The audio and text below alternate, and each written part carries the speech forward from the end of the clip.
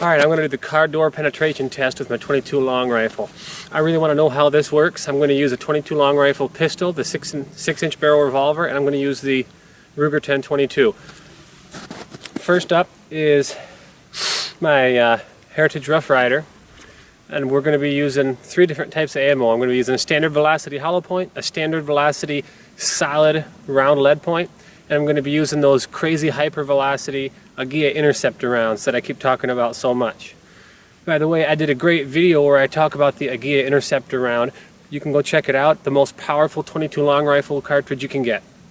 I'm Jordy Buck, and this is Michigan Sharpshooters, helping you become well regulated so together we can preserve our freedoms. Standard velocity hollow point.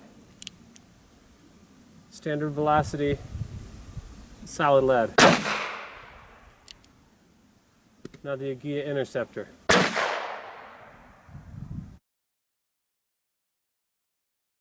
That one I tried to shoot a little further off. I apparently don't always shoot far off my mark even when I'm trying to with those first 2 rounds close together. But they both went through.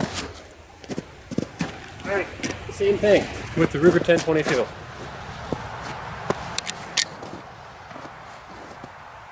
I'm going to shoot just to the right of those 3. First one is the hollow point, standard velocity. They call it high velocity, it's standard. About 1,250, 1,275 feet per second, right in that range. The hollow point, high velocity, standard velocity one per. Next up is the standard velocity, just under 1,300 feet per second, the solid lead round nose. That one sounded different, that one was cool. Next up, the Aguia Interceptor, the super duper pooper. Oh crap, I shot the same damn hole. I'm gonna have to go redo that last shot. Alright, I'm back. See, I'm not really taking a whole lot of time to aim here. Apparently I need to, otherwise I end up hitting the same spot. I'm gonna redo the round lead nose solid and the Aguia Interceptor. This time I'm gonna shoot below the first one. And now to the right. Now this is the Interceptor. Here goes the Interceptor. It definitely has more of a ringing thud to it from the Interceptor. Alright, let me go take a look at that door on the back side and see if I can find anything cool.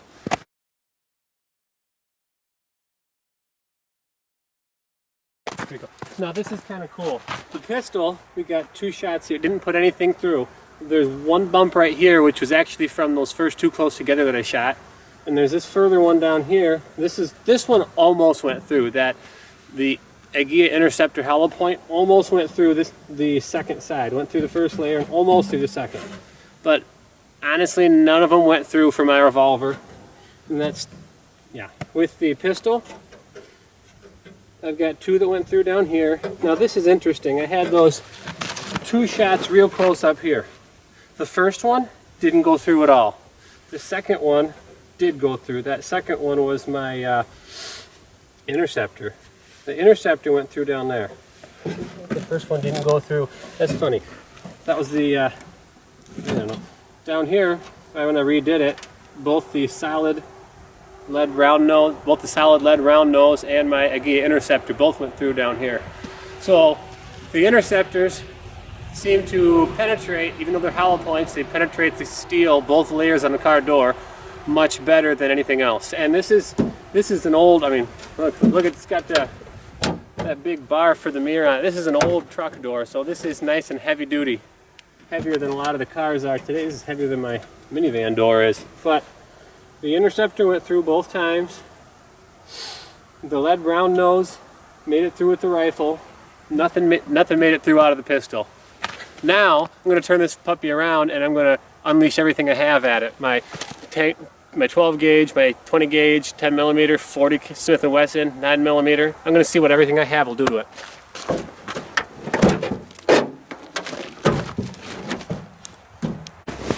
Alright, now for what everybody likes, a shotgun. Starting with my single shot 20 gauge.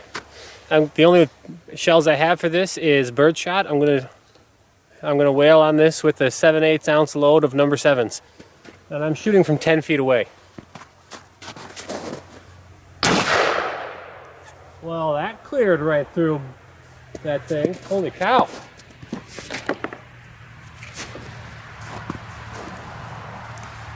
That was with I believe that 20 gauge has a full choke. Now I've got my 12 gauge. I'm gonna go with a cylinder choke to make it nice and easy. First up is 1 1/8 ounce load of birdshot. Again, from 10 feet away. Holy mackerel! Next up, I have 1 1/8 ounce load of number 6 game shot. Heavier stuff, my pheasant loads.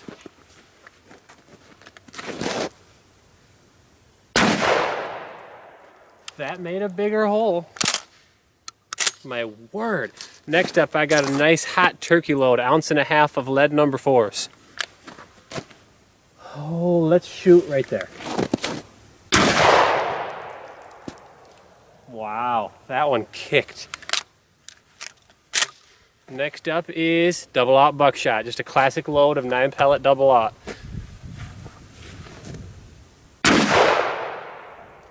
Wow, that's a much tighter pattern. That is honestly highly interesting.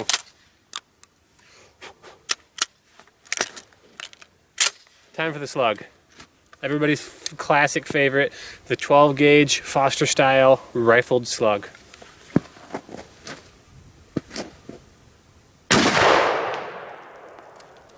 That's the tightest pattern yet. Yeah, oh. Right in the box. Well, yeah, goodness, let's look at this thing.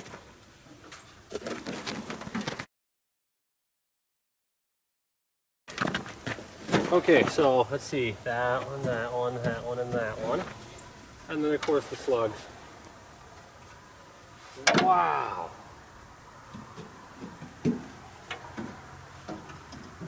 Okay, you gotta look at this. Every one of the shotgun loads went through both layers of the door. We got 1, 2, 3, 4, 5, and then the slug actually only went through one layer because I didn't shoot the double panel section. Every one of those shot shells punched a solid hole through both layers of this door. Let's see. The buckshot did the smallest hole. The buckshot went only about a quarter-sized hole through the second layer because it was a much tighter pattern in the first place. But all these other ones, shuck, the wadding went through too. Hey, look at that. I got the wad from, don't scratch my shotgun. I got the wad from, this is, I don't know, from one of them. But here's the main point I'm so impressed by. Both of those, both of the gauges, 20 gauge and 12 gauge. Yeah, there's a road right behind me.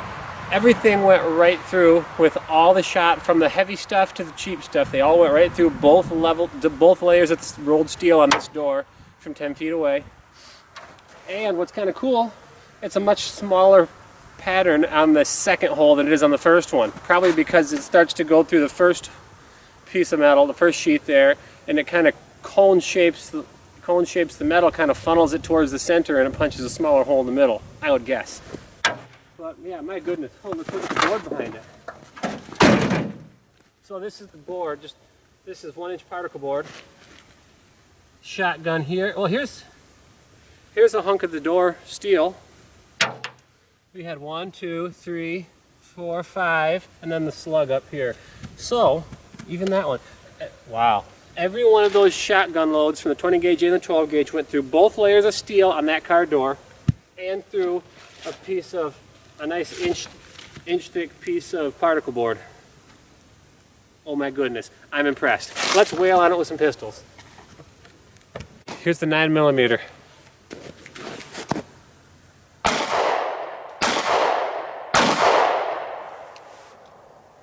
Nice, nice. I see it went through, but I'll check on that in a minute. Next up, the 40. Let's shoot way off to the side so I know this one. Next up, the 10mm, also known as the centimeter. Let's shoot a group just a little lower than that one.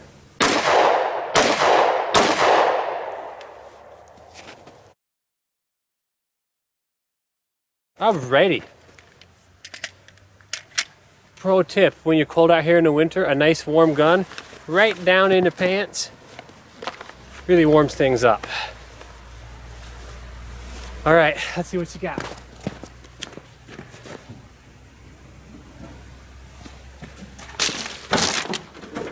One, two, three, 1, 2, 3, 1, 2, 3. Of course, all the pistol rounds went right through there. And 1, 2, 3, 3, 1, 2, 3, 1, 2. Okay, yeah, it's a little tricky to find my bullet holes in the board back here because it's all shot up, but all the pistol rounds also went through both layers of steel and through the board. All right, I'm impressed. I can't believe what those shotguns did. I'm so amazed. It's really cool. I think that's awesome. All right, bonus round. I've got my 22 Magnum cylinder now in my Heritage Rough Rider, and I'm going to fire 3 different rounds from the 22 Magnum and see if they will have as much power as the 22 long rifle did out of my rifle. All right, first I got to make sure I know where I'm shooting. Some of this door is layered 3 and 4 times. Let's see. Yeah, that area right there should do. Yeah, over there.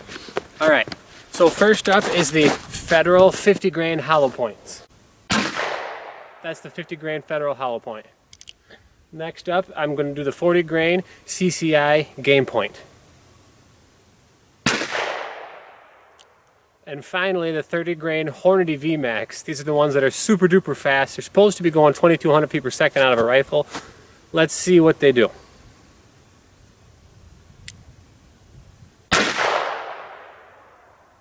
All right, let me check. Yep, it's good. See? You gotta remember, this revolver actually has a safety on it. All right, 1, 2, and tree. Well, 1, 2, 3. They all went through. Let's see, that was right there.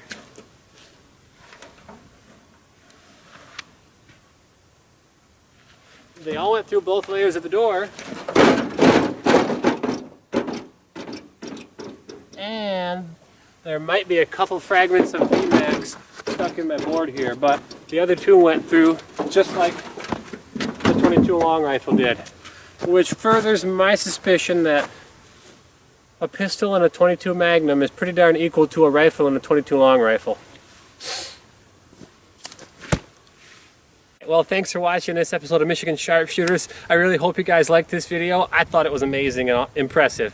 If you did like this video, I'd really appreciate it if you went and clicked the like button. That'll help Google owns YouTube. That'll help YouTube and myself know what type of videos to get out to you and help to get these videos out to you in the first place. If you just go and click that like button, I'd greatly appreciate it. Thanks for watching. Check out some more videos if you'd like. Catch you later. Bye now.